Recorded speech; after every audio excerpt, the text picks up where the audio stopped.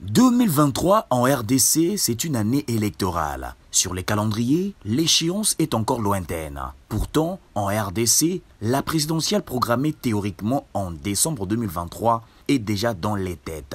Candidats, mais aussi polémiques, les climats s'annoncent d'ores et déjà électriques alors que l'opposition étrie les bilans du président Félix Tshisekedi, candidat déclaré à sa propre succession. L'image ne pouvait que marquer les esprits. Cependant, le premier grand rendez-vous au processus électoral a débuté, c'est le recensement des électeurs. L'identification d'une centaine de millions d'électeurs rassure autant qu'il l'inquiète. Certes, le début des opérations est un succès symbolique, mais la durée des 3 mois de cette étape, moins que lors des élections précédentes, inspire méfiance, argumentent certains observateurs. Augmentation de 30% du nombre de centres d'enrôlement et techniques numériques, répond la CENI qui entend faire gagner un temps précieux aux opérateurs de saisie en invitant les Congolais à remplir les informations relatives à leur identité via l'application Prérap CENI. L'année 2023 devrait donc rythmer par la scrutation permanente du respect de chaque étape. Un processus qui n'héritera pas seulement l'implacable effritement des semaines, mais aussi aux conséquences de l'insécurité à l'est du pays, dans des régions qui représentent l'un des plus grands bassins d'électeurs de la RDC. Des experts ont en outre manifesté leurs doutes sur un processus qui, selon eux,